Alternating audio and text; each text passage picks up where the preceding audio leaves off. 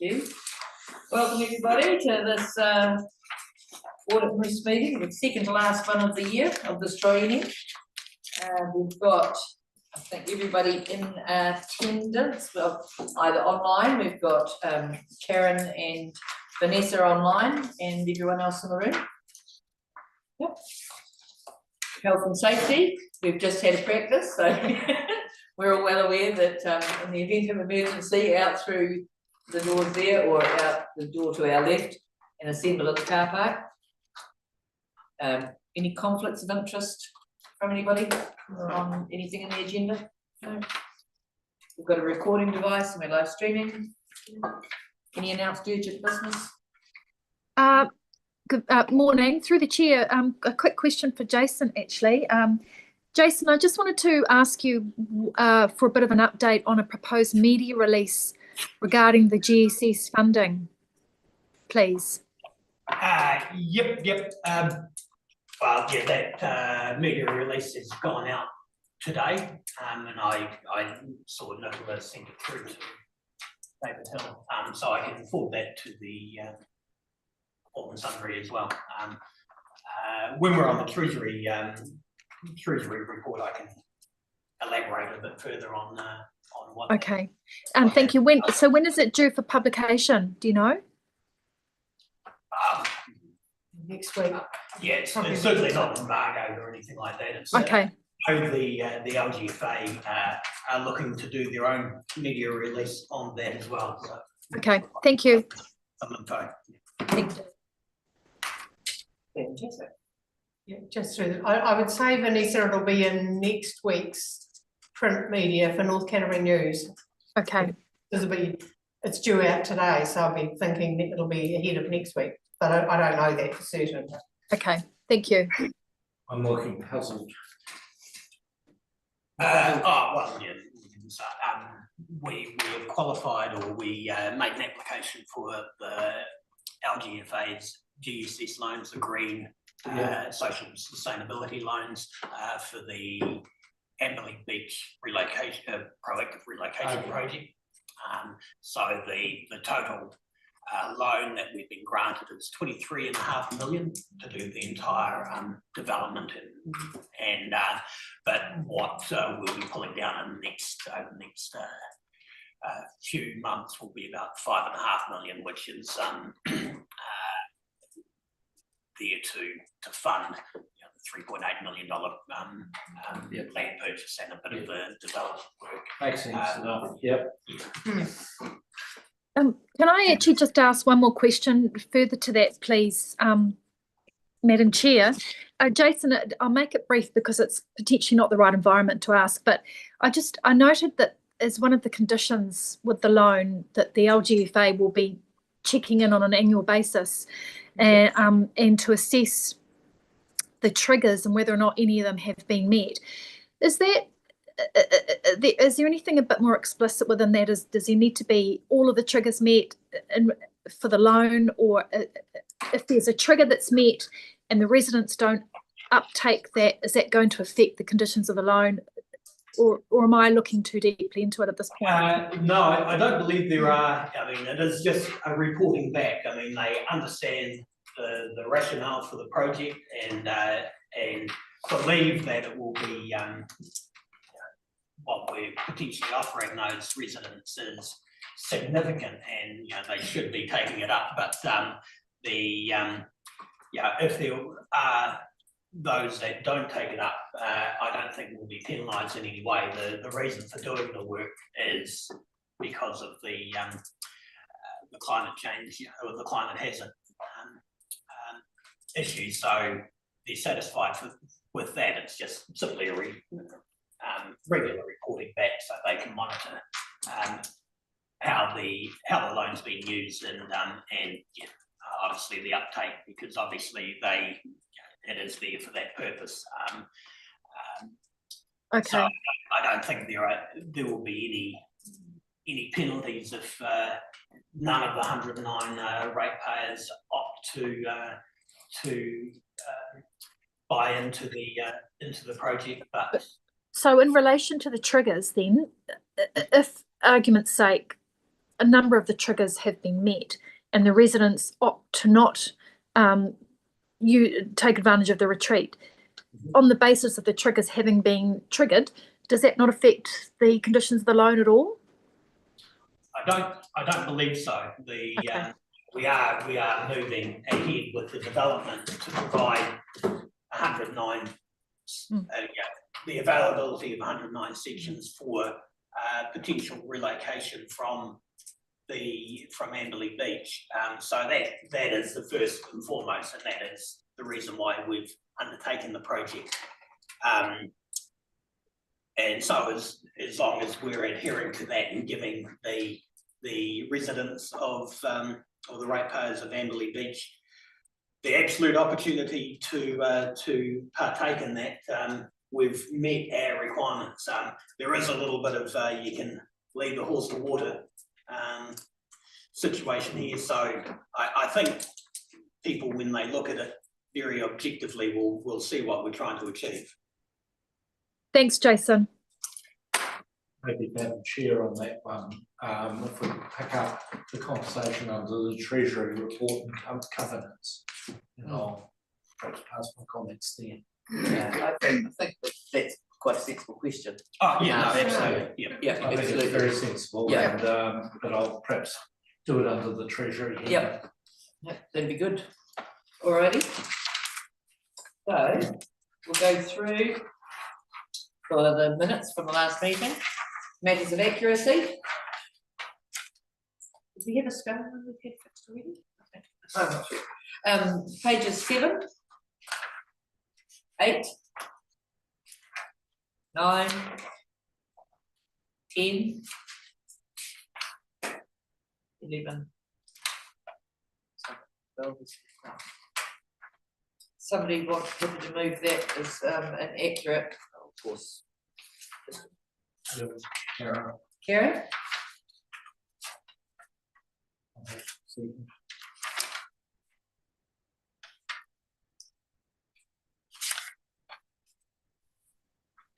Karen? I was moving that they're inaccurate, Oh, okay. to an accurate record. I thought you were asking for a mover. Sorry, Madam Yes, Chair. I did. Yeah, no, that's good. Second, Yep. thank you. All in favour? Aye. Excellent. So if we do a page 10 for matters, any matters arising that are covered later in the report from page 7. Yes, Madam Chair. Sorry, I'm not very quick with my proper hand going up. I just wondered if we could have the update on the Balmoral campground tree removal, please.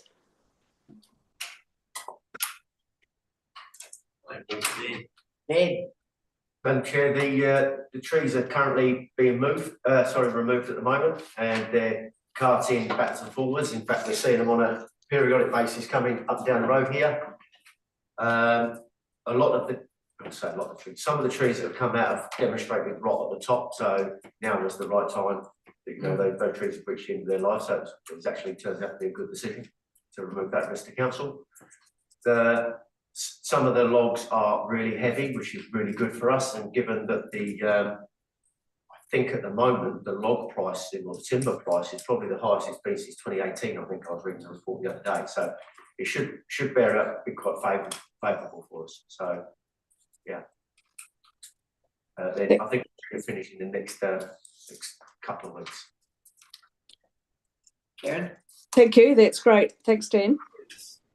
If I can just, Madam Chair, just to add to Dan's report,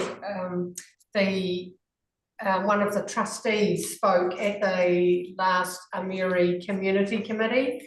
There is an agreement now that the Balmoral, can't remember the name of it, Dan, can you help me? Balmoral Recreation Charity Trust. Thank you.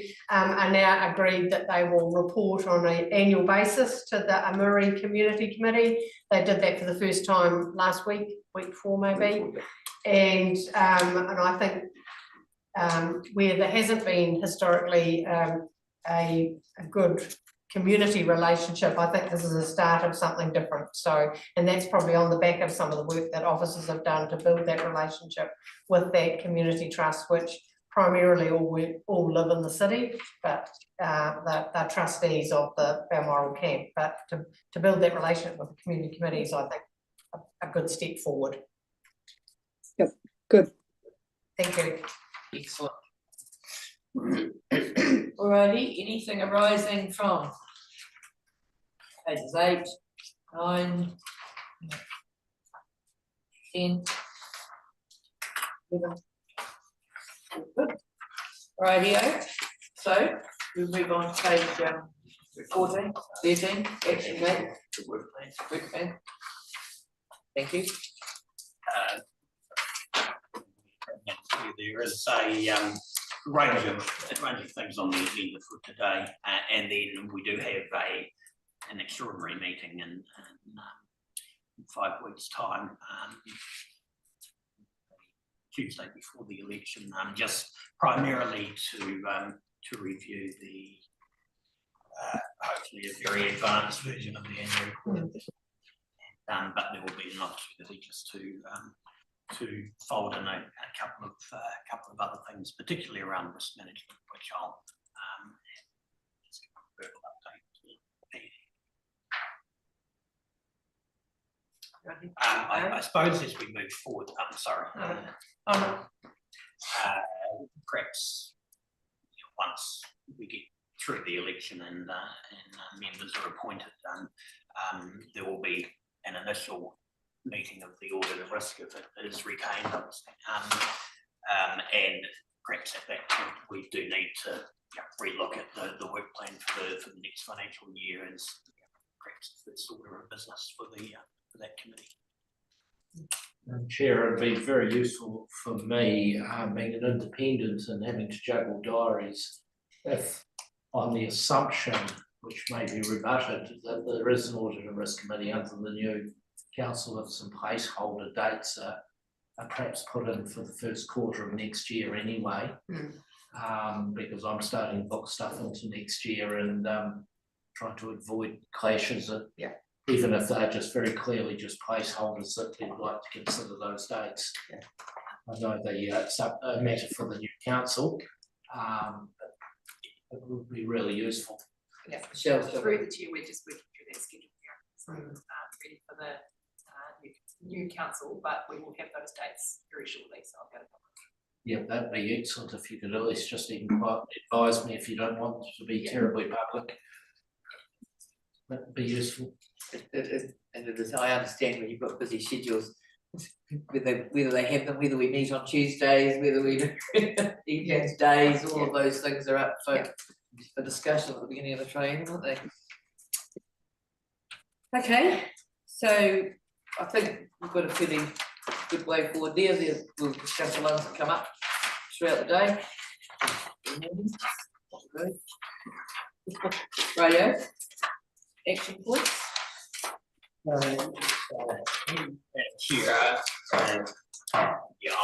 I'm unsure where the last 2.5 months have gone, because I certainly had absolutely no time to focus on much else. So there's a bit of red there, and that's primarily just moving things out a bit further. And some of the items that the auditors have raised previously and in last year's annual report to governance related to the annual report that we're currently working on. So those things can be resolved. There are still some other components there that are still work-ons, and they're work-ons when there is available resource to do so. And unfortunately, that seems to be the broken record that I get every meeting. It's particularly challenging the last few I was months. going to say, having said that, I don't know that there's been so much going on all at the same time, with local water done well, the changing to the operating system, huge amount of work. So I don't, it's not a broken record. This is certainly the busiest time I think we've ever had, with major changes. So I think we understand how we're in this situation. I mean, I would endorse those comments, Madam Chair. I mean, when I read through this, you know, there is still a lot indicating October 25, November 25, and I'm just concerned about, you know, the ability to manage that, or for us to understand that those dates and those indicative expected completion dates are probably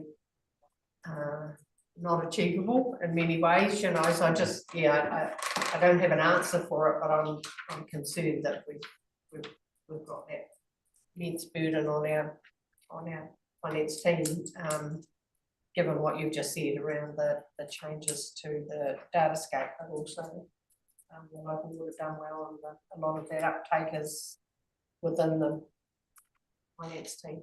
So it's a comment, I guess, more than a solution or a question.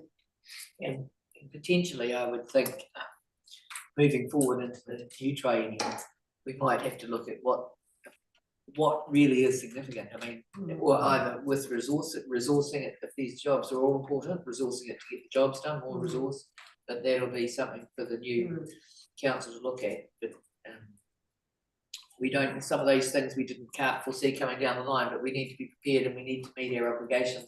So one way or the other, we either have to pick out ones that are more important, drop off the ones that are less necessary, or put extra resources in place. Or outsource. Or outsource. Just to knock them off. Valid, I know through the chair. The other way of looking at it is that the officers are all expecting to be able to get an awful lot done while the elected members are off on the hustings waiting for results.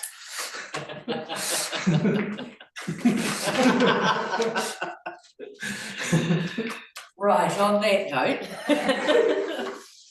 we go on to the insurance renewal. Apologies for facetiousness. No, we need a little bit of lightness in these. So maybe that's sort of an action that we need to make sure that we've got in place in the new training. And I mean, I know some of these probably should be knocked off now, really, by looking at the timeframes, but how can we make sure that it's front and centre of our minds to, you know, I mean, I guess it'll come through audit anyway, but, you know. That's correct. I think perhaps the first act of the audit and risk after the election, that we do that. It's just a lot of it's just having not just more some more resources. It's the right resources. It's not just having another body in there. Somebody with and you know we do have people utilising Clear, for instance, as a resource that she can certainly dig down. But some of these things are operational things relating to the annual report that we're trying to just desperately try and get through while we can. And if there's, like last year, there were delays in completing the annual report, which just moved things out unnecessarily, or necessarily moved them out because you were focused on trying to complete that process before you could deal with the improvement process. And then that just overtook. Madam Chair, I have been going around my various councils suggesting that at the last meeting there should perhaps be a reflection session with notes effectively of key things for an incoming committee, and that really depends on the extent of change that is expected. Based on it, we were just discussing before that you appear that you will be back, given that there's no challenge to your candidacy. And now Madam Mayor is back as well. Right. I put up on everyone's position, but it's not a bad thing to have an A4 do list of these are the key areas that the incoming committee, should the council decide to have one, will need to think about. And if they're not having one, they're still going to need to think about them. Absolutely, and I think we've done that with council. Actually, we've got together and spoken about some of the key, pulled together a lot of projects and information in order for that to be in a place that can go on and for the new incoming council to be updated. But I also document, Chair, for the incoming committee to have at the first meeting. I also note that there'll be significant changes with the movement of water and overheads and all of those types of things for next year. So I don't, or when as that goes through, so there's still significant change to come to be navigated through by an incoming council, and that will play a part in all of this balancing out and outsourcing. But identifying the risks in there is going to be serious risks. Is going to be significant. This committee's already been thinking about Yes. some of those items, so that's the sort of thing I'd encourage that at the 7th of October being the final meeting for the triennium, that we do actually have some reflection time and perhaps start off a 10 list in the papers. Yes, I think that would be very sensible. Alrighty, I'm happy to move that information is accepted, noting the discussion and the flavour of what we're looking to do beyond this triennium. Do I have a seconder? Got to remember the Happy street. to. Yep, thank you. All in favour? Aye. Aye. Right, Thank you. Radio, page 18, insurance renewals. Yeah, thank you, Madam Chair. It's just in the June meeting, was proactively looking at the insurance policies that we have and subsequently have agreed to just a list here, but overall, our insurance policies that are placed with Marsh, which are everything except the underground assets, came in at a total premium of $804,000, about $100,000 lower than last year. So the certainly the work that the brokers have done this time around has paid dividends, particularly with the material damage. It's significantly lower, even though we do have an increase in the coverage. I mean, quickly just run through them. They have separated out the brokerage fee to make it as transparent as possible. So for this year it's 65,000 rather than being part and parcel of the underlying premium. So that is a level of transparency that's useful. And then the individual policies from there. So we mentioned the material damage / business interruption policy. Total coverage is 135 million. That's about 9 million up from last year, and that key movement has been in the value of the three waters that were revalued last year as part of the annual report. And our overall premiums there are down by 175,000.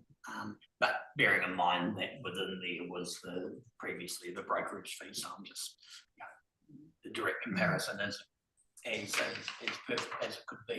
But that was identified relatively early on that a new player has come into the insurance, the local government insurance sector, and that is Chubb, who provided our professional indemnity insurance last year, and they have formed part of the insurance panel that Marsh had developed to provide that become a significant percentage of that.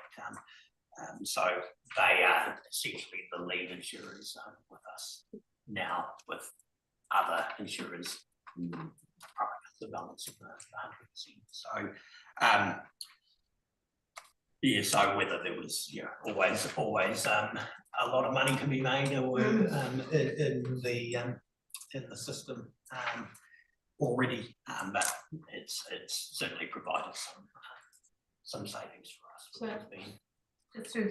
So were they the same brokers last year to this year, Yes. or is it just that there's more competition in the marketplace that's provided some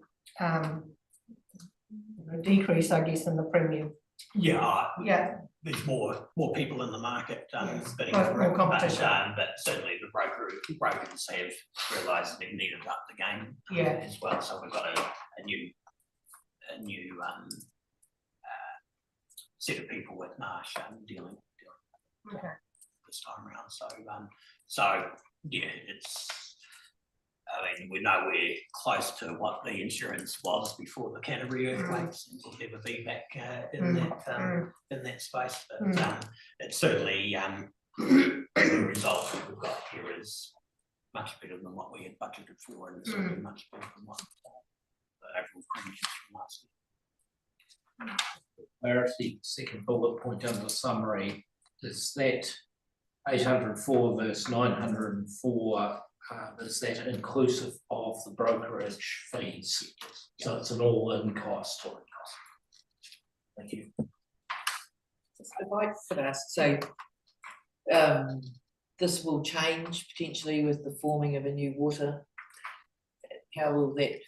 Yes, yeah, well, certainly anything relating to water that transfers to a WISCO will be dealt with as a separate policy. So we won't have responsibility for any above ground assets won't have any responsibility to provide insurance for any water related assets. In saying that, we would certainly look at whether the premiums of council and Kaikoura together and the WISCO are more than what we currently got, and whether there's any benefit of us still retaining it on our material damage schedule and then just on charging it to the WISCO. As I believe, I'm sure it needs to be recorded, as I believe Salem District Council are currently doing with their WISCO services. So certainly going to be part and parcel of what we need to look at.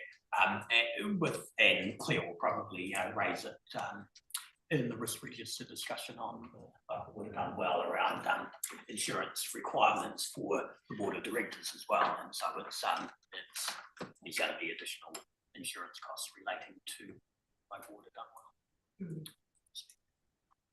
Yeah, because I guess if we look at this policy, it's going to cover us for 12 months, and if the WISCO is set up by July 1, 26, well, there'll have to be a discussion around that point, around the transfer of insurance over to the WISCO, or as you've just said, or we retain it and then just on charge to the WISCO. Yeah.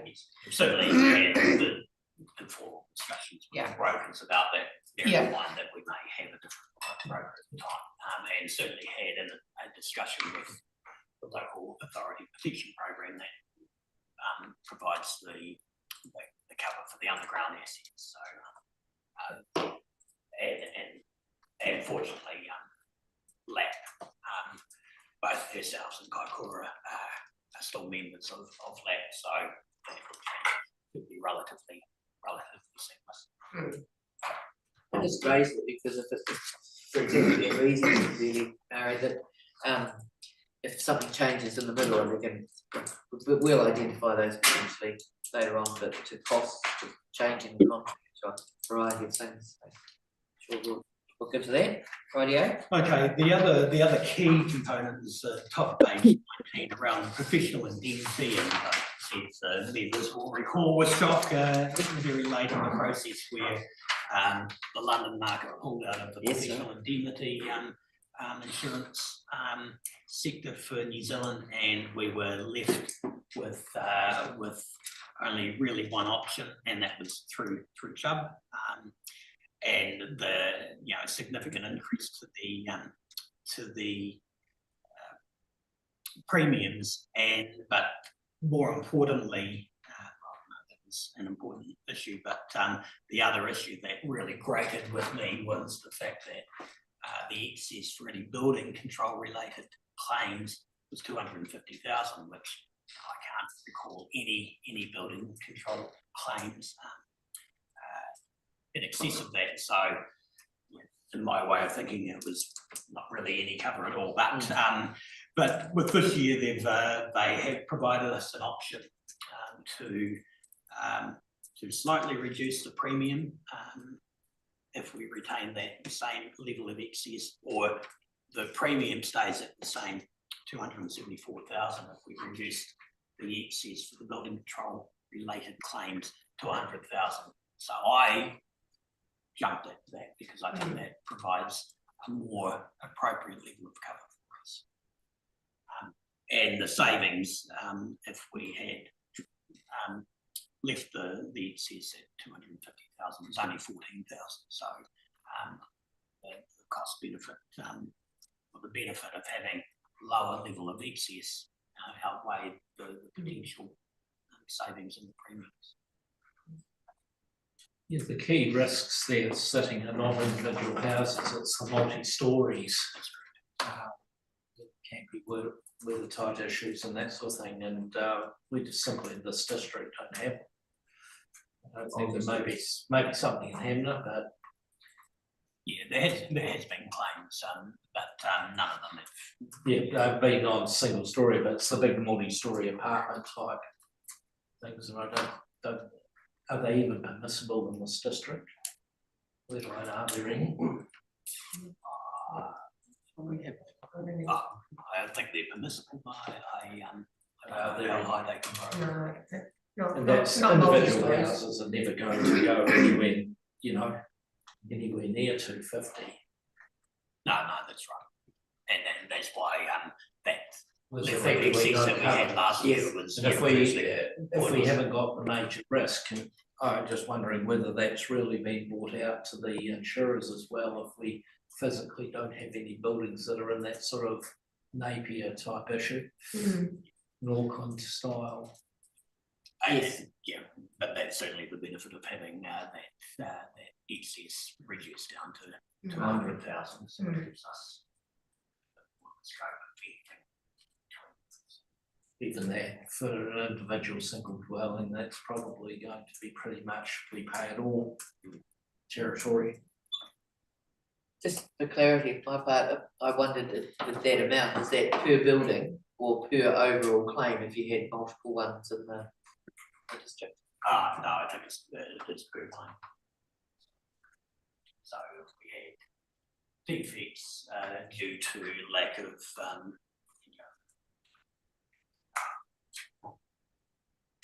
being professional standards for a building inspection, of an excess of 100,000, unless we've got the another 150,000 on top of that, that will be able to be funded from insurance rather than ourselves, right, which was the case previously.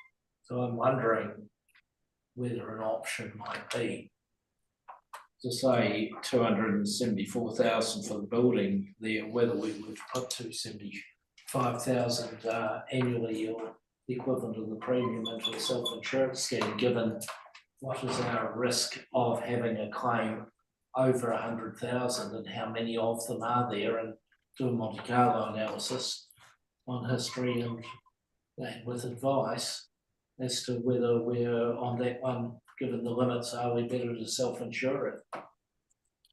Just throw that in there as a wild card. I think it's always good to consider that.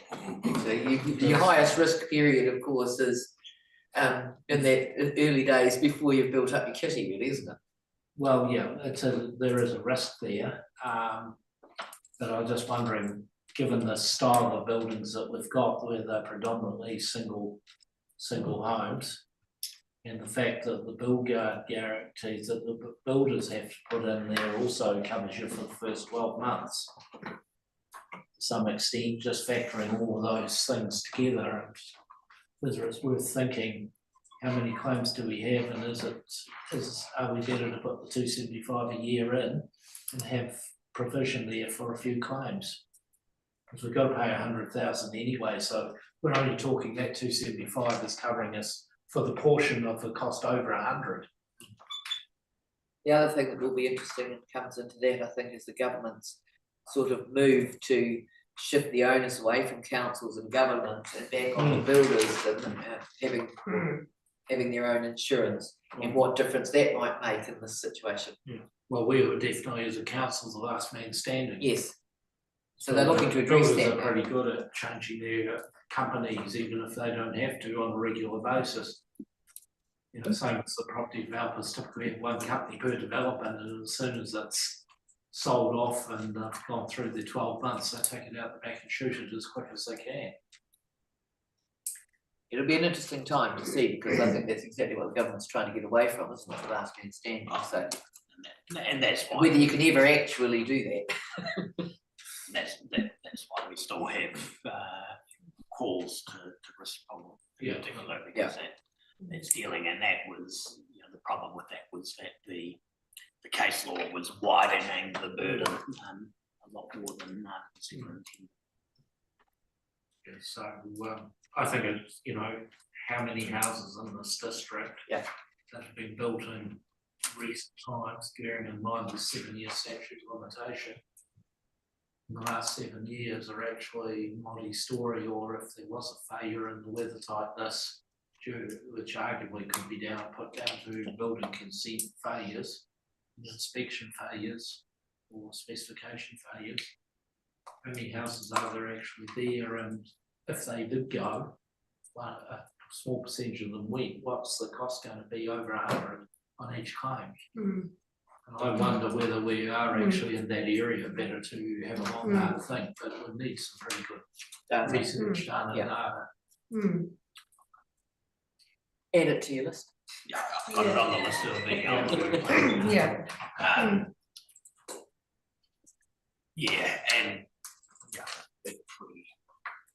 I suppose the fear and saying just making sure that we do have a self-insurance model, that we actually do actively raise and put that money aside rather than. It's got to be actively budgeted. We don't need that money, it's not right for it. Yeah, that's right. No, it's got to be an absolute non-touchable. All separately invested, etc., to get good investment returns on it as well. You know, you can do some timing movements between the two if there is a claim, to allow you to orderly realise the investments. It's interesting though, isn't it? Because it's the same thing with roading and putting money aside for emergencies that come up, and we've often decided that the money is better in the ratepayer's pocket than sitting somewhere being invested and being rated. So I think that's probably a similar scenario, and it's a good discussion for the incoming. Not really. No? Because the alternative really is that we actually spend money as opposed to roading. It's, you know, we can make That's true. It's after the fact. It's after the fact. Yeah. And we do have headroom in our facilities. What that'll be going forward, it'll be an interesting question. That'll be fine after the 1st of July 2020. It's a really interesting time. I think it's definitely an exercise worth doing and looking at in the wider context, because there are still so many changes coming in this next 12 to 24 months in the new period of the training. The whole shape of things could change. So trying to balance the key risks, keep them adapting to the incoming, is going to be a very interesting time. But at that premium level, I do wonder whether the insurers have actually understood the demographics of the housing stock in this district. That's the key point, isn't it? Certainly last year they had, but they have sort of come to the party with it, saying the excess can be reduced. But it is probably worked out that it won't make any difference to them because most of the claims will be under 100 anyway. Just brings out your self-insurance. Good call. Do some deep research. The only other component I wanted to talk about was LAP, as bottom of page 20 there. Just we've had an increase in the value of the underground assets of about 50 million. So that in turn has increased our contribution to the LAP scheme from 260 up to 315. And then risk pool, as I've mentioned before, that we were a member of risk pool when they provided professional indemnity and public liability insurance, and because of the exposure to the weather type issues, the claims made against the mutual fund have continued, and just recently we've had to make pay another quarter of 25,000 towards settling those claims. It is getting to a point where those claims will get to a point where they are no longer, we can completely wind up risk pool if we're not right there. I've got it there, did he say it? Thanks, Jason. You probably just answered my question, actually. I just wanted to ask about risk pool, and I was going to ask if it was indefinite. So clearly it is not planning on being indefinite, but I know that it's not sustainable. I mean, didn't they borrow a substantial amount of money to service some of these claims? I don't know absolute specifics around that. There will be a report to council at the end of September around risk pool. There is a requirement for us to revisit the trust deed, I think. So I just got this random email from Hamish whilst he was on holiday saying, deal with it, and I haven't had a chance to deal with it yet. Okay. Put on the Teflon shirt while we was on leave. Yes. How many years have we now got open with risk pool? Do you know that? it's fine. No, I don't know. Because we're closing down years progressively. Yeah. That's right, yeah.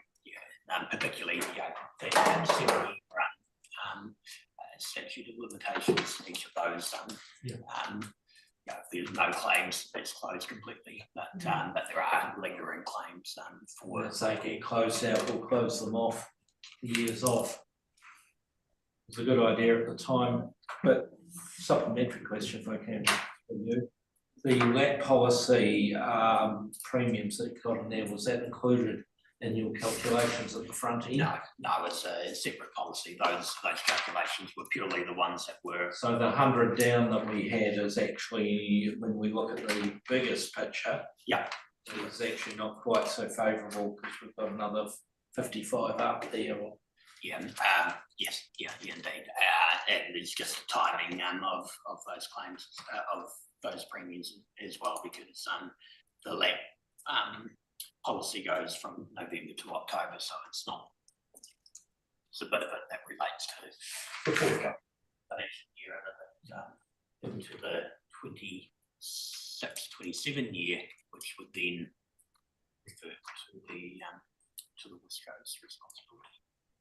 Could I suggest that maybe in future papers on this topic, just under the summary there, you put a little table about all the constituent bits together, so it's easier to draw. Leave line in. It would be awesome. I think it makes it more clear to anybody who's, when they're available, for these agendas are available for people to look at, it encourages understanding and clarity.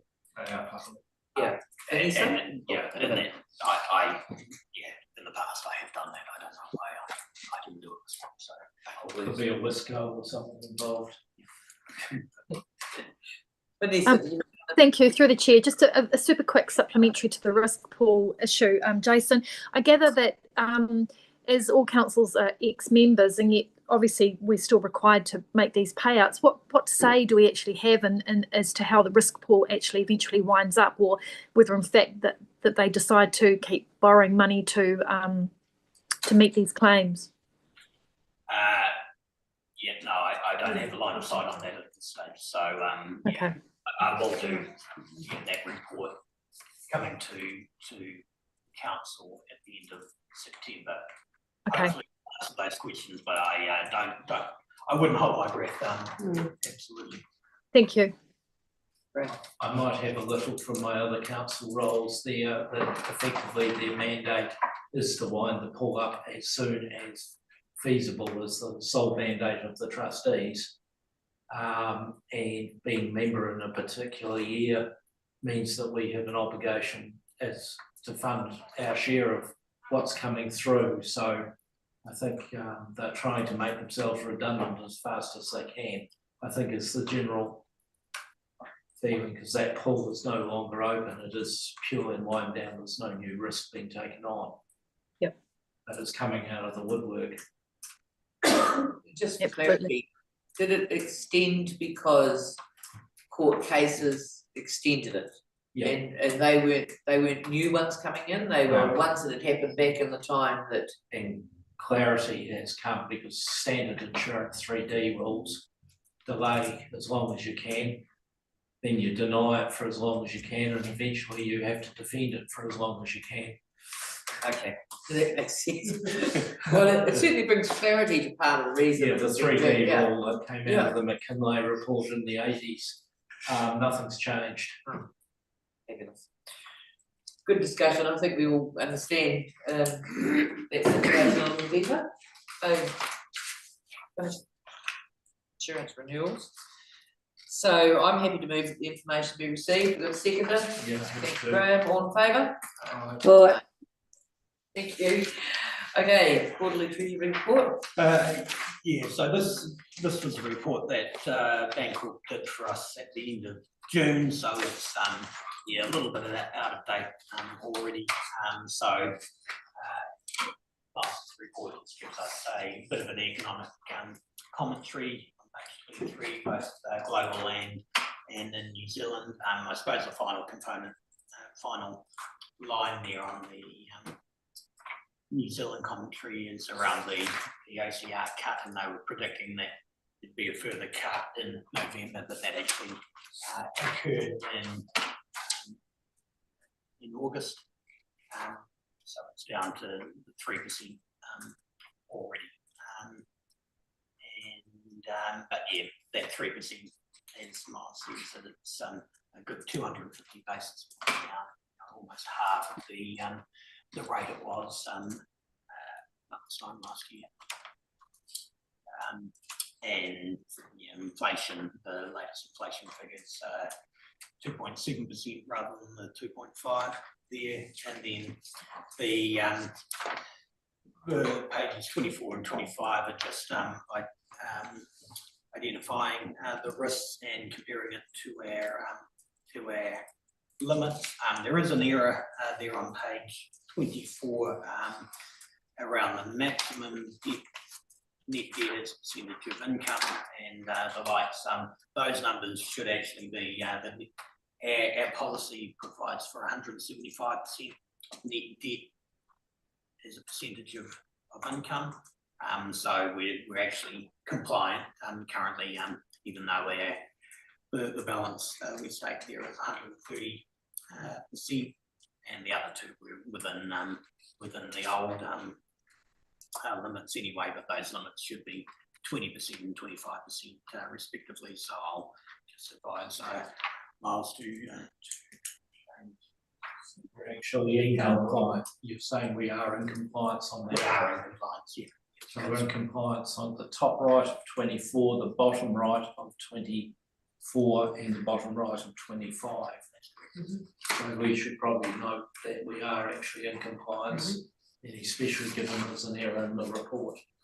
So Ian, and Ken, I guess if anybody is going in online to look at those reports, Ethan, we might need to make a correction or put a note alongside that as well. If any member of the public's going in to look, they might not see the same.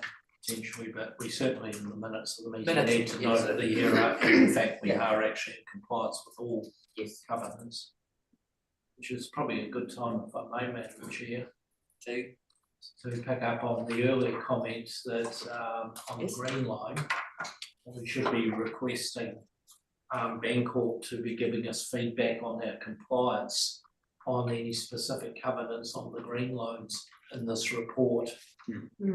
yes. There and any future projections. The other matter, if I can continue, Madam Chair, is looking at the top left graph on page 25. It would appear that the outside policy, is that correct, for a couple of wee spots there? Or the projection going forward is that we will be outside policy in June Q3 next year, where the heavily shaded portion. The heavily shaded portion relates to fixed term bonds, which we have in place, so we're within compliance because of that. So it's just it was just identifying that out of that interest rate risk, we've got essentially two mechanisms here. We've got the interest rate swaps, which are shaded green, and then the fixed rate bonds, which is shaded blue. So those combined make sure that we're within the. I was wondering whether it might be Wisco related. No, not quite.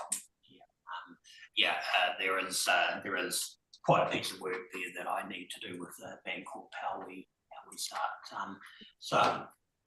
structuring the treasury risk policy for the Wisco and how it affects our own policy, because ultimately the level of debt that the council will retain afterwards will certainly have an effect on any of the covenants that we've got in place. It's better to back on, lend it for a period to run out our current covenants. And that is certainly the intention, is that rather than that we would, council would then lend funds to the Wisco and then gradually mature that portion of debt as we mature our own debt in that respect, and then the Wisco would then replace matured debt from council with their own direct lending from the LGFA. During that transfer period, Madam Chair, there will be some risks that this committee needs to think about the creditworthiness of the Wisco and understanding that, and whether we should in fact have if we're on lending, whether there should actually be a small margin associated with that to wind out that they pay us, because effectively we'll be guaranteeing some of their debt for a period. Yep. I suppose an associated discussion around the action point that I still have there to obtain a credit rating, and I've sort of held off, mainly because I didn't have time to really think about it. But thinking, well, things are going to change when Wisco comes online and the debt will transfer. So from a debt to revenue ratio point of view, strictly from council, we don't need to get a credit rating to have to extend their debt to revenue ratio requirements, but there is benefits of having a credit rating by having a lower credit margin charged on any of the debt. But as with discussions directly with the local government funding agency, we have a credit rating that actually can flow through to the Wisco as well. So there will be benefits of council holding having a credit rating. It's about 25,000, is it, to get a rating? Or is it gone up a bit? It's around the 50,000 since the last time I asked, which was quite a long time ago. And the recommendation so far is that we look at fictions as a rating agency rather than. Even if this is a benefit to the Wisco, we should actually be making sure that we're recovering some of the costs, because they're likely, as the shareholder council, us and Kaikoura, if we're incurring these costs, it's going to give them a benefit. We should be making sure that we're recovering that out of the water users, because otherwise they would have to be borrowing at higher marginal rates. That was the exact price. The LGFA said, well, that should be capitalised as part of the transfer cost. I guess there's a balance, isn't there, really, because it's still the same ratepayer, so we need to make sure that we're not transferring them almost giving tacit approval to sweep it up, because it's actually still the same ratepayer. So we need to balance that out in that organisational restructure of the thing. However, the alternative is that we may not get $50,000 worth of benefit here in the council, and we are effectively doing it to be able to give benefit to the ratepayers on cheaper rates. So we'll still get some kick on this side and some kick on the other. So, you know, we need to shoot it home to where it belongs. Mm. I'm not suggesting we recover all of it, but we find some basis that is fair and equitable. And certainly, that the debt that the Wisco will take up is entirely Hiranui debt. So there is no debt proposed from on transition from Kaikoura. Just finally on the GSS line, the major benefit for council in obtaining that is that there is a discounted credit margin on that. So we do get a 5 basis point reduction in the standard rate. So that was the reason for pursuing that. And just for clarity, once the Wisco is separated out, we will have to change a lot of this for what remains of council, won't we? Yeah, Because we thought we might be able to borrow more than, well, there's been some clarification around it, isn't there? yeah, and we'll get further clarification as we move through and get approval from the DIA to our water service delivery plan. That will start flurry of work from and but within that it's those discussions with Treasury how we deal with that. If the council retains the concern I had, if the council retains a level of debt that doesn't have the revenue to match it, how the LGFA would view that from a covenant point of view, because still retaining debt, we had less revenue, we would be breaching 175% on the face of it, but they do consider debt from the council to Wisco as to come off the net debt position. So we'll be fine in that respect. So Transitional things need to all be mapped out, I guess, Yes. clearly in reports, things coming to this committee. Sorry, I just need to have it clear in my mind, because I think we looked at a credit rating because that would bring us some advantage on, you know, as an organisational, but then we paused the review or the process, I guess, to achieve the credit rating with the debt to what I'm all trying to say here.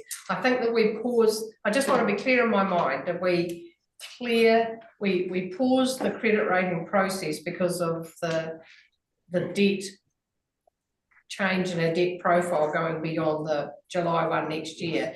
So am I just hearing you say that we might still progress the credit rating process because it will bring advantage to both us and the potential Wisco? Is that what I'm hearing? that's correct. Okay. The first port Sorry. of call was to make sure that we would, because we were getting very close to Yeah. the debt ceiling, even in the long-term plan, and we've made adjustments to our Yeah. to the rates as a result. So that would mean, if we continue that trajectory, we were going to breach that 175%. So there was a need to just give ourselves that comfort of having a credit rating and go up to 280%.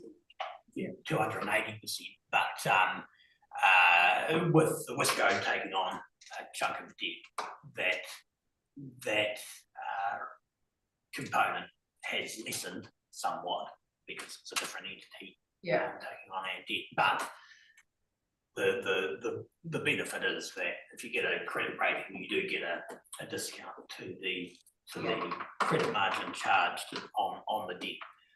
But it had always been on the basis that you need to have something like 50 million or 60 million of new debt to take that advantage to offset the cost of getting the credit rating. But as we move forward, we know there will be new debt that will be secured, and if nothing else, these $80 million of debt that we are proposing to transfer to Wisco, based on the numbers at the moment, that debt will need to be renewed within a relatively short space of time. So the benefits of this lower interest rate will outweigh that initial cost.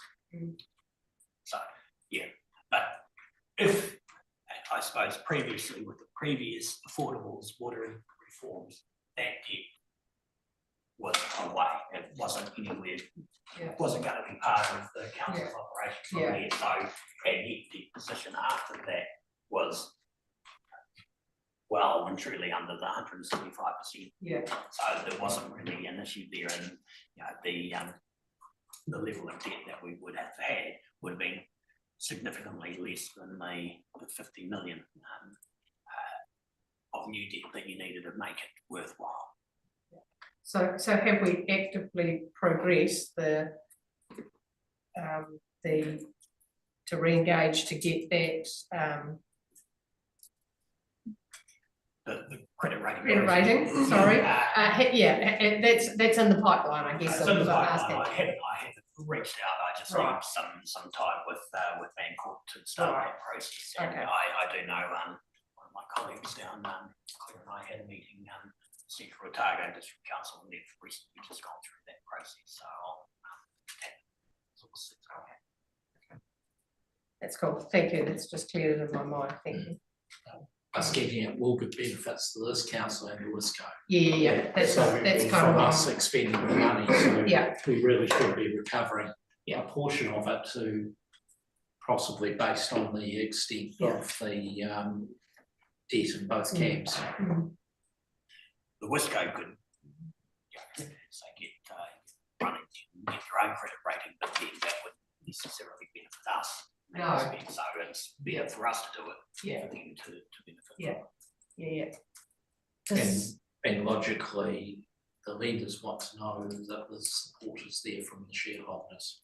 Yeah. So therefore, it does make a little bit sense at the shareholder level there, and that may entail Kaikoura also getting a credit rating. Yeah, well, That's what I was certainly, thinking. Yeah. certainly Kaikoura need to become guarantors to the LGFA. Currently, they're not, because so that is one requirement that they have to. If they haven't already done so, they need to. Yeah. Because that is just a requirement for the LGFA to fund any sort of performance scope, that all the shareholders are guarantors or guaranteeing councils of the LGFA. And again, they haven't needed to up until now, because you need to have a minimum of $25 million of debt to be required to be a guaranteeing council, and they've never got to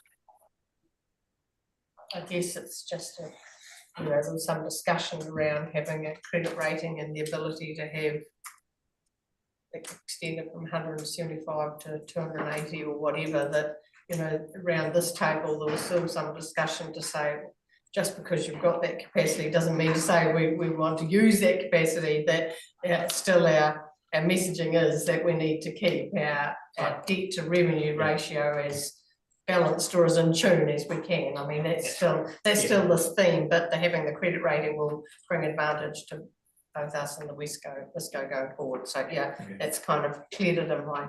Yeah, certainly the reason to get a credit rating isn't to blow out. To have that done. And the debt to revenue ratio will be just governed by the council's own treasury policy, and for a long time we had it significantly south of what the LGFA requirements were. It's only last few years that it's gotten to that.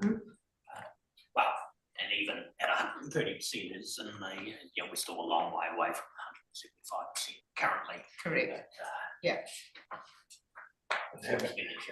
Having the higher ability to borrow, even if there's no intention and policy, does open up some options for disaster recovery and that sort of thing.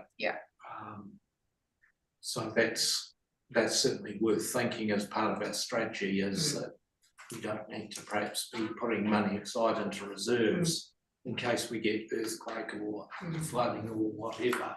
We can actually take a conscious decision to leave the money in the ratepayer's pocket, but the strategy is, if we need to, we have the ability to draw down 20 or 30 or 40 million dollars to recover it and then get it out of rates over a period. With perhaps a recovery levy or something, which is what's been done up in the Hawke's Bay. Yeah. With a specific recovery levy. We did that use, but Yeah, we have a earthquake recovery rate as well. Yeah. Specifically for the, to repay the debt that Yeah, is so carried on. it's, Yeah, no, that's good. Good. but if Thank you you. haven't got the rating and you're starting to get close to the limit, it limits your opportunities. Correct. Yeah, that's right. good discussion though, because Yeah, it's come up from time to time, and as you work through it, say, well, there are a number of reasons why it could be worthwhile doing and exploring further, so. Rightio. I think it's Maybe just- we get through. All right, I was just gonna say, I think it's just good that we've minuted, that we've Yes. tested the assumptions of what our mechanics are, you know, that it's not to, you know, blow out here, it's actually to be, remain disciplined inside, you know, inside the procedures that we've got in place, I guess, yeah. While preparing for, Yeah, I suppose I don't wanna drag out the discussion too much longer, but with the Wisco being formed, proposed to be formed on the 1st of July next year, we will be required to do a amended long-term plan next year. There is no audit cost for that. It's compliant with what we've already consulted on. But there is the opportunity to certainly revisit our treasury policy at that point with fresh information on how it would look moving forward. And the treasury policy itself doesn't need to be consulted on, it just needs to be, we can change it by way of resolution of council.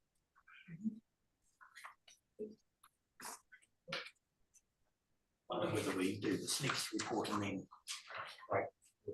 yes, well, I was looking I'm at, happy to move on the treasury run, Madam Chair. thank you very much, seconded, Can I also say noting that we are compliant yes, in that resolution? second. Thank you, Mary, all in favour? Right, Thank you. Right, you wanna do this and then, Yeah, it's very, very simple. Just the annual report for the Kurundui Community Development Trust is attached on page 32, 33, and 34. And it just represents the movements of the trust over the last 12 months. Just the background, we are lending to the trust 415,000 interest-free loan for 15 years, and that fund was the funding for the loan came from a portion of the Better Off funding, but it's just purely around the reporting requirements that they need to provide quarterly reports plus an annual report at the end of the year. Now, I do state that the further down that the annual report is not audited, although it's a requirement of the loan agreement, but that does impose an additional cost to the trust. And yeah, I suppose it's just a feeling of this committee whether there is, if we insist on the full audit or a form of review, I can inform trustees that they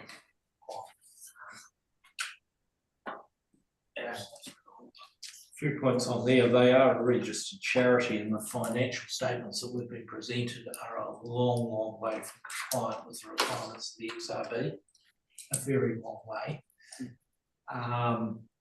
So my middle ground that I always suggest in something like this is the cost of a review and audit is not insignificant. An audit will probably be talking, very few firms will open up an audit for less than $5,000. Is to have an independent chartered accountant actually prepare the statutory accounts, because that gives someone else outside having a quick look.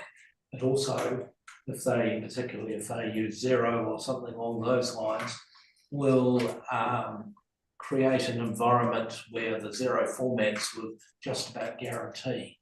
But there's no statement of service performance, it's not layered in the correct ways, and all sorts of things. It'll be quicker to say what they've done right than what they've done wrong from an technical accounting point of view. And that, to be very clear, is not a criticism of the numbers. It's all about the reporting format and compliance with required statutes, and we are in a public environment. I'm not criticising that, but I think the answer, probably a good halfway ground, would be to insist that an independent chartered accountant in public practice prepares them. There's certainly at least one in Amberley that I know the Christchurch practice attends once a week. It would be more than capable of doing it, I'm sure. There, but there may be other accountants, I'm not sure, in the region. So that would be my one comment, is the halfway house, because I don't think the cost of an audit or review is probably justified or won't add value. That's more about ticking compliance boxes as opposed to actually getting something that's useful. Karen? I mean, that sounds like a great suggestion, Graham. My question was actually in relation to point number 10 there. I might have missed something, but it appears that the loan with David Dicker has expired. Has that just been kind of extended, or do we know what happened there? Has that been repaid? This financial report is the end of March, so I'm assuming it had been repaid in June. Oh, of course, sorry. Yeah. I'm not privy to that specifically, but Well, I read it a wee bit different. I picked up on that too, Karen, but I thought with the books closing off at the 31st of the 3rd, 2025, I thought I would see that repayment in next year's accounts. Yeah, that makes sense. Yeah. All good, thank you. And that's you've just highlighted another deficiency. Given the accounts that come to us, that would be a material subsequent event which should have been disclosed. And that just reiterates the point I was making about get the accounts prepared by someone who knows how to prepare charity accounts. And I think it's actually quite important, because we've loaned them the money as a council, and in their reporting and everything else that we have to meet, and it protects everybody. It's not that anybody's doing anything wrong necessarily, it's that there are particular rules you have to meet with reporting. Yeah, and if there had been a review or an audit, that point would have been picked up by the reviewer or auditor and insisted that it be reformatted into the correct structure. So let's do it in a manner which is far more cost effective. So would we make that by recommendation to council, or is that a? I think my first call is to go back to Nikki and Annie and say this is what, because they're providing what they've got. The information that they've got, but there is, and we have talked to them previously about the requirements for it, so just making sure that there's a clear direction from this committee. If you need a recommendation of who's about that might do it offline, and prefer to do it without favouring, but no interest in either the people. But with my work with Cairns, I've got a fairly good idea who's out there. Fantastic. And it depends what's convenient for the trustees where they reside too. Make it easy. It's probably a option as well. So we will, the information's been accepted, but the actions, recommended actions, who's got the hand up? Oh, both of them. Rightio. I'll go Vanessa and then Karen. Oh, look, through the chair, I really just wanted to, over and above Graham's suggestion, which I do support wholeheartedly, I just wanted to add something probably blatantly obvious, but in the interest of transparency and accountability alone, I think it's very important that we're seen to be doing it. Agree. Karen? I was just remiss in taking my hand down. Sorry, Madam Chair. I was remiss in not noticing that it had been up all that time. Yeah, I think we're on the right track here. I think we've got it. Right, so that information's accepted in report. Yep, perfect. Sure, Jason and I can work behind the scenes on that one. Oh, no worries. But are we looking for that on this year's, or are we looking for it on next year's accounts to come back through an autumn process? They have to file by 31 March, by 30th September, so if we act quickly, we could probably straighten the aim up for them for this particular set of accounts. Because we do have sort of 3.5, 4 weeks before their deadline to file, and no one will get upset at Right. charities if they end up being very slightly late. Especially if someone was to pen a letter to say, someone's pointed out that our formats are all wrong, we will, we'd immediately get this sorted and we'll file by, Yeah. say, 31 October. So we're expecting it on the set of accounts. Yeah. I think so. Yep. Get them compliant, because otherwise the Charities Commission, someone will spot it, because they have an active team of accountants going through, Yeah. and it'll cause them grief. Yeah. So better to self-fess up. Yeah, Happy with that as an action? Yep, I am saying how I do have another trust that needs to file their financial, which I'm on the case. Yeah. Well, not really on the case, but will be on the case. Yeah. Well, that's probably got at least money. Fair warning. Fair warning. Okay, so if we're going to take a break now for morning tea, or 5 minutes? Want to move that one? Move, I thought, Can we move that? yep, move that. I'm happy to second. All in favour? Aye. We'll break. We'll be generous and give you 5 minutes for morning tea, break coffee. Yeah. How old do you want? 10? So Right. there's some also some personal information that's disclosed in the notice that ought to be taken out. Last page 34. Made somewhat more friendly. Yes. Right, understood. All right, we'll take 10 minutes, so we'll be back. What's that, 10? 11, crikey, we're late. Back at 11.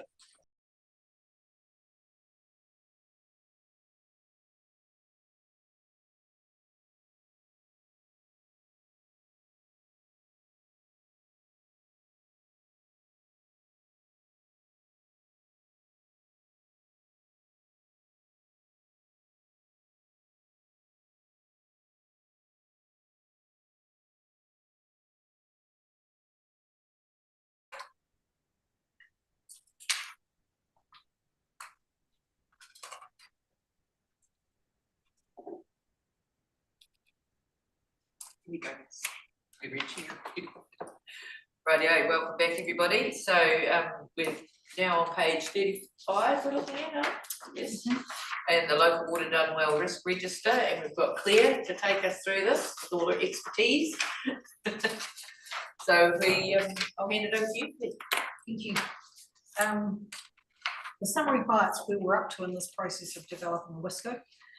There's only one update to go for that, is since I wrote the report, there's been no news regarding the progress of the water services delivery plan. We haven't received any requests for information or any other advice as to how it's going at the other end. Watch the space. In terms of this particular risk register, it's an expansion of the conversation we had at the last audit and risk meeting, just making it a little bit more formal. I'm aware that there is some work going on about how we do risk assessment and risk management. And if it turns out there's an alternative way of doing it, well, we'll do it that way. In due course, it wouldn't be difficult to change it into some other methodology.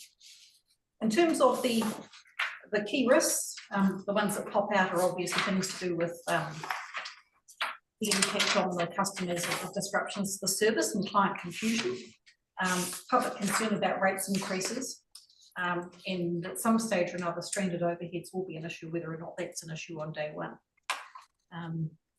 So there are other risks which are significant should they crystallise. If the WISCO were to get into financial difficulties, if the project direction changes, for example, if we have additional partners or if the partnership happened to not go so well, then that would be a significant impact on the timing of the project. Access to funds, if it were to crystallise that LGFA didn't approve the proposed variation to the funding arrangement covenants, then we would amend how we rated and probably in order to address that issue. Probably wouldn't be really material, but in terms of we just note that's a risk. And we're watching brief on changes in legislation because anything can happen. As we've And seen. probably will. Okay, any questions? From my point of view, I think they're in good shape. It's using traditional methodology, what's the probability impact, risk score, what's the mitigation, what's the residual risks. And this is such a moving beast that I think looking at this internally, you'll probably be updating it continuously as things happen and new versions of the truth come out. As far as water services delivery plan, the whisper I have heard is that they're going to look at the standalone solutions first as being the most risky and likely to have not meet the criteria for financial sustainability. And so the fact that we're in a joint project probably means that our one will get looked at in the second batch. We've got two, if there's more. But I think that's basically the way that they're prioritising them, unless they have information to the contrary that suggests there's another risk. So that's the push telegraph unofficially. That was, I gained last night when I had a dinner with a couple of people at the conference. CEs. So that was hot off the press in the hot rumour. As to how it's going to be dealt, how they're going to work through them. So just for clarity, I guess what pops in my mind then is if that's an integral part of us moving forward, but having that all sorted, what is the issues that will arise from that by being stuck at the back of the queue? It isn't stopping us working, we're just keeping on going. Okay.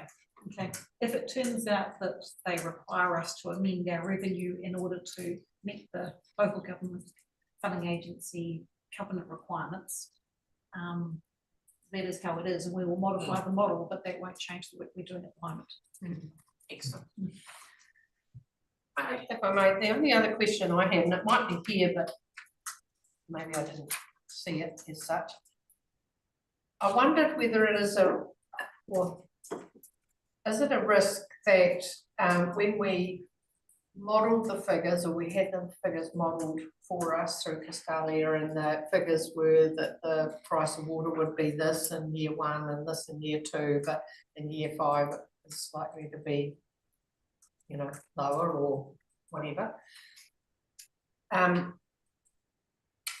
Is it a risk that what we considered in those early models and they don't eventuate it, is that a risk that we should identify here, or is that just something we need to keep our eye on, that if the projections that we consulted, I guess, with our community with, if they don't eventuate for whatever reason and it differs,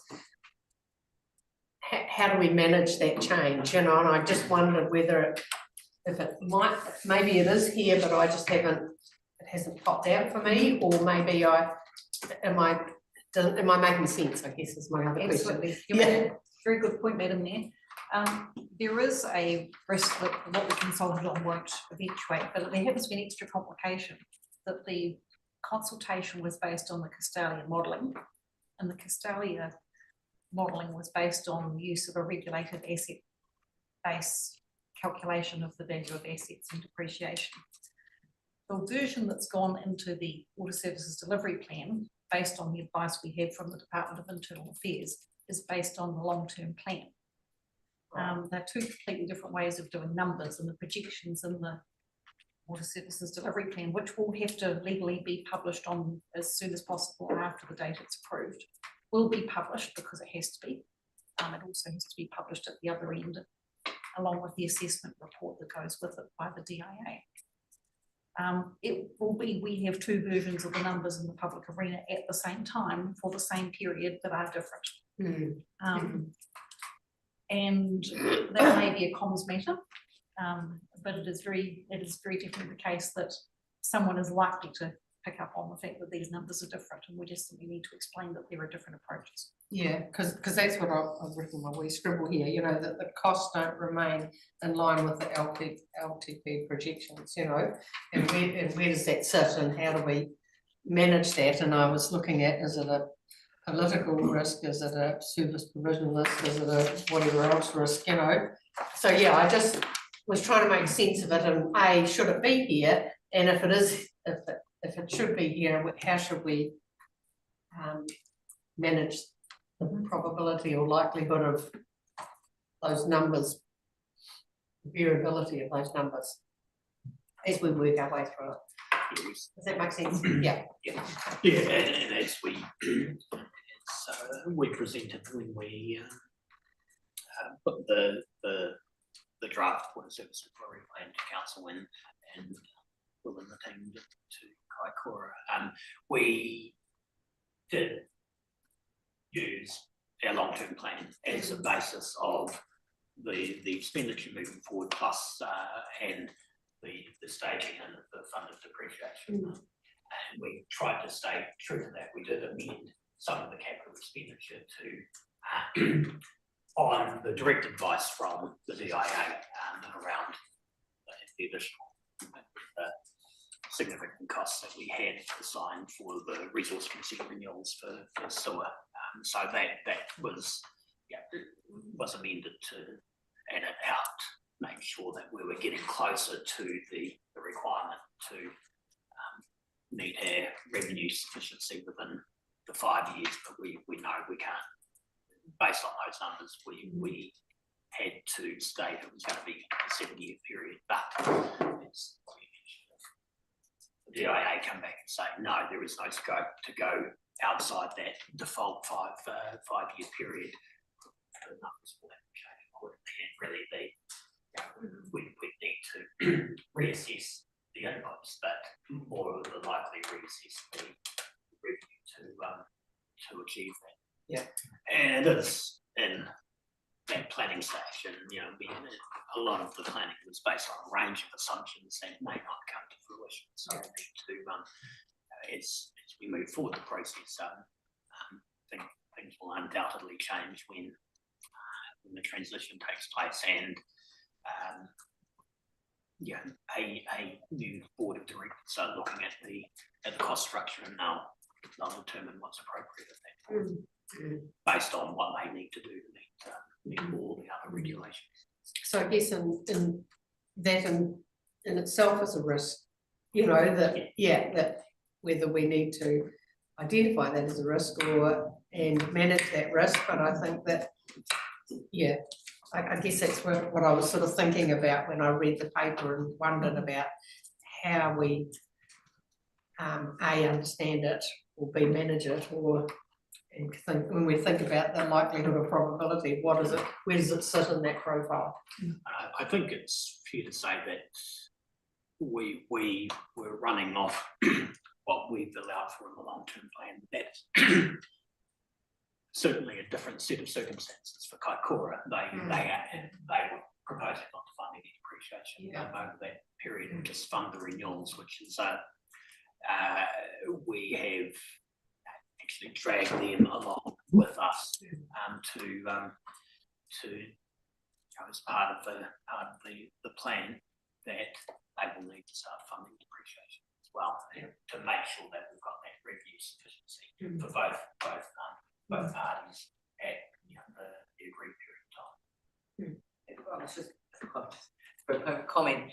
I think one of the other things with custodian projections that deal with the rules were still changing, and there was still stuff being drafted by government.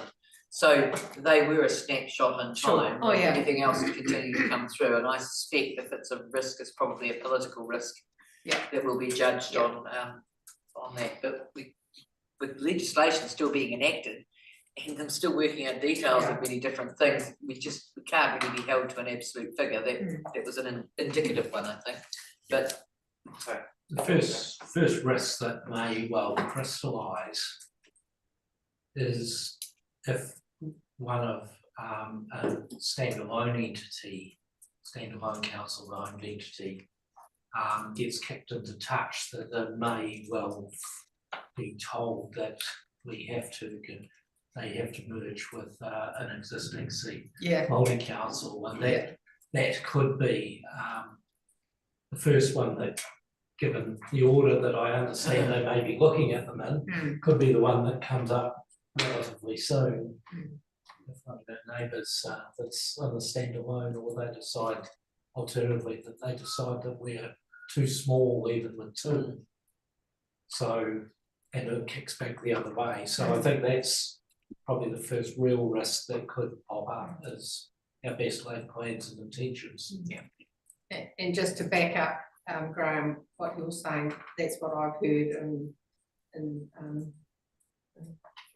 central government voices as well. The That, Bush Telegraph. yeah, that's right. That it's likely that because we have acted in good faith for a joint control council organisation, that actually we're in a better position going forward because of that. So that gives me a sense of comfort, despite some of the risks that we are considering here. I think that, you know, we are still in a position that's an enabling position from a district perspective. So yeah, you know, I think we just need to weigh that all up and step our way through it carefully, which we're being well advised by Claire and Jason with.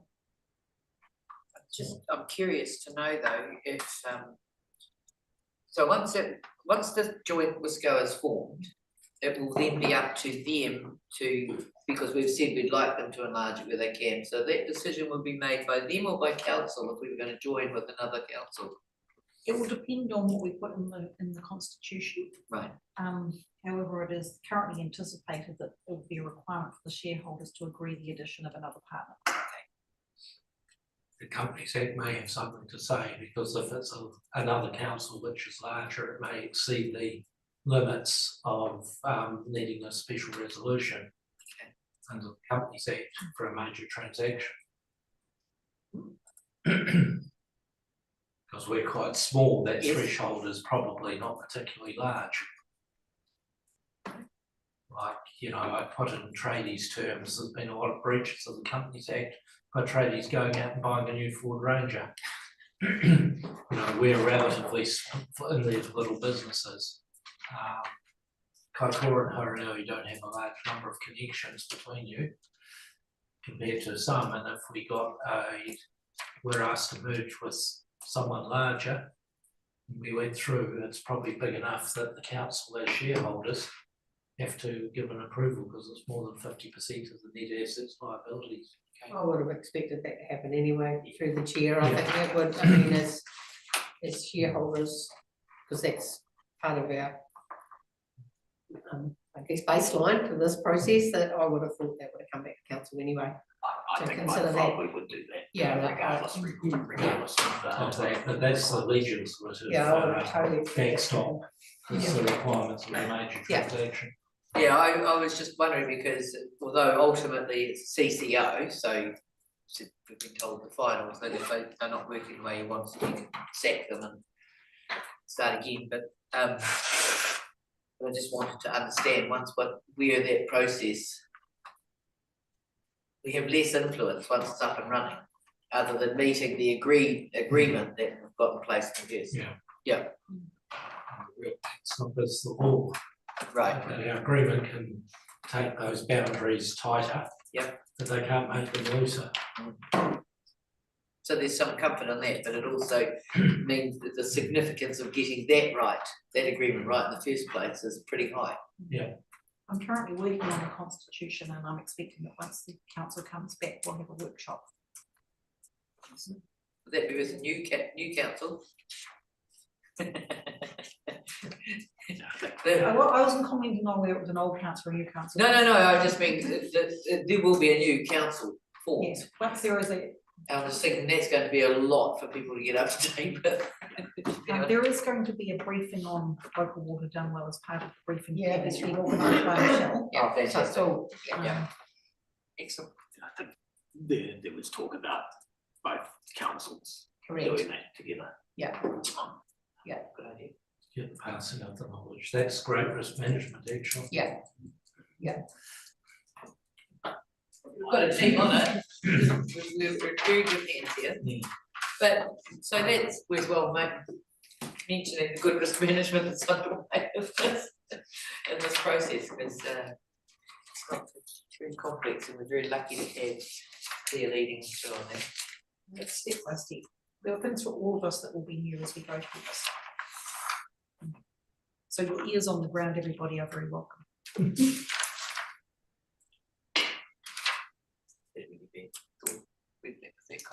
My ears on the ground.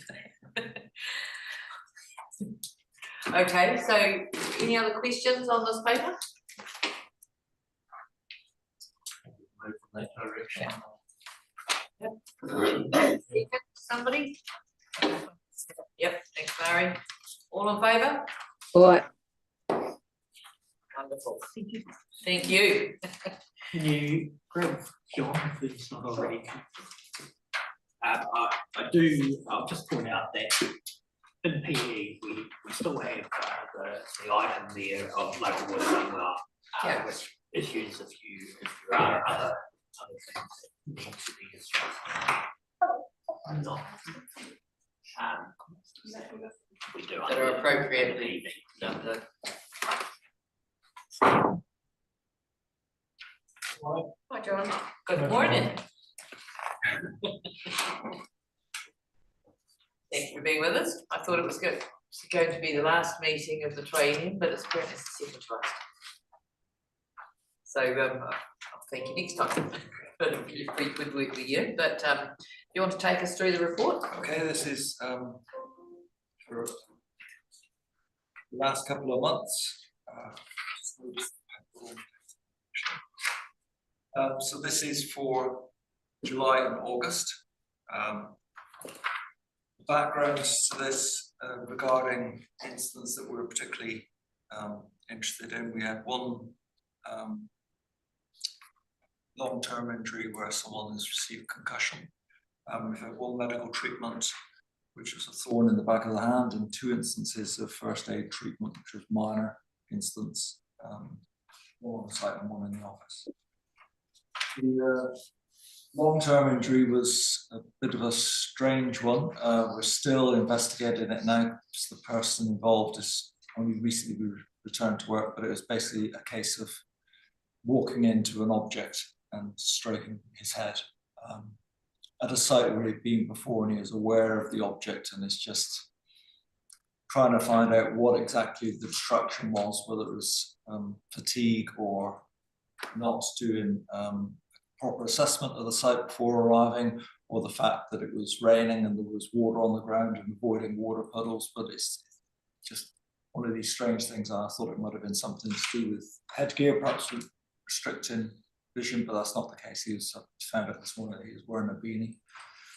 But yeah, he struck his head, reported it, went home, and then started to feel unwell, and then it develops into concussion. So we're still working through that one.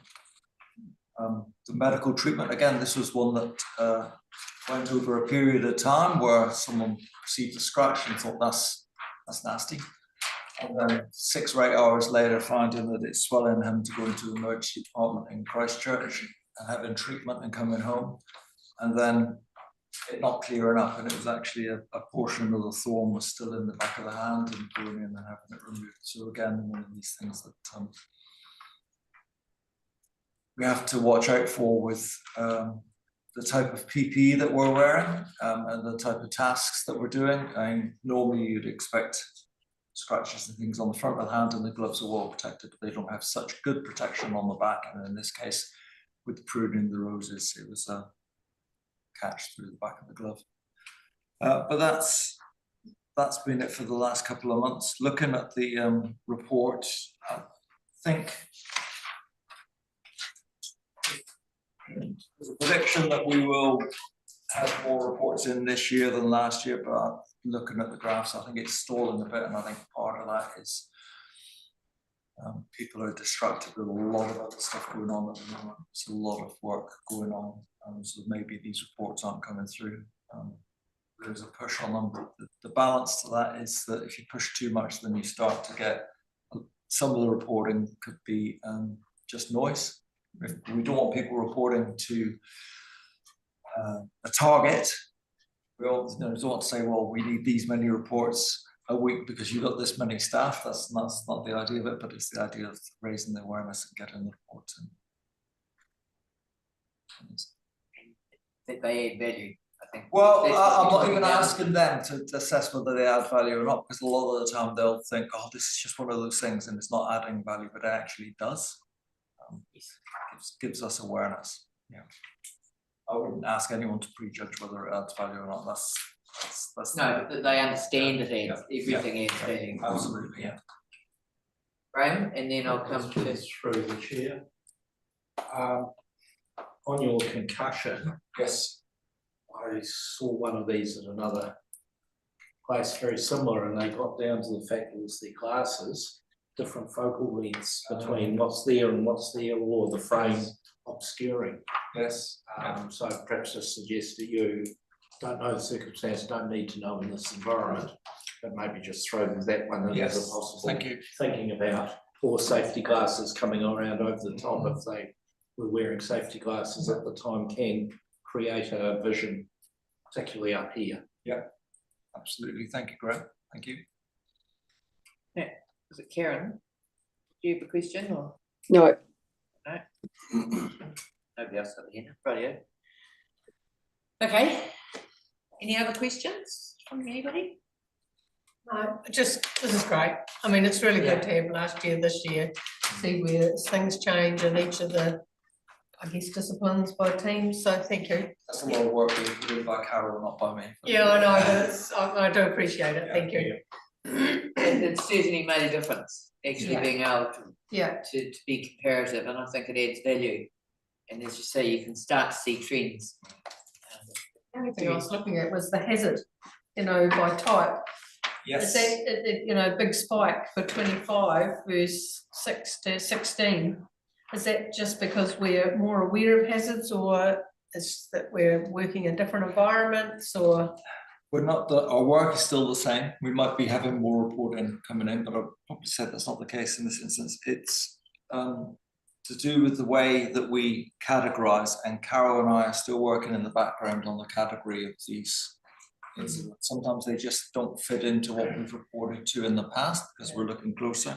So we had a couple of catch-alls which were unsafe act and unsafe condition being something that we've provided, you know, condition in the workplace, so inadequate guards or defective tools or something that we've setting someone up to fail, and unsafe act where a job task or procedures being carried out in a way that is to the detriment of health and safety of the person or others, so doing things too fast, speeding, using things without the correct guarding, doing a task without the correct PPE, using tools for unintended purposes. So they were big catch-alls, and we're gradually working through those and splitting those out into more risk factors, where the risk came from, and that will be useful if we ever export to another ready-made health and safety software system. It'll be easier to get the information coming across cleanly, but it's because this has been built piecemeal. So I wouldn't read too much. Okay, thank you. Karen.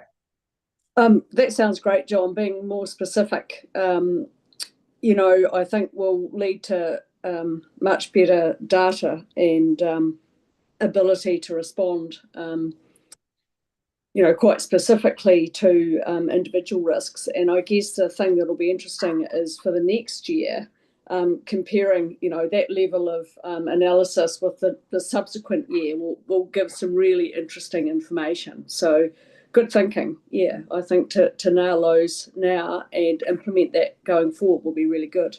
Thank you. Thank you. Seconder, be received. All in favour? Aye. Thank you for the good work and the continuing development on it. Thanks, John. Yeah, so that's the end of it. Yes. We'll move on to which section we're going into next, this one. So is everybody happy that they've read the reasons for going into public excluded and agree with those? Thank you, Graham. Someone second? Thank you, Mari. All those in favour? All right. We'll just give it a moment. Thank you. I've got something back.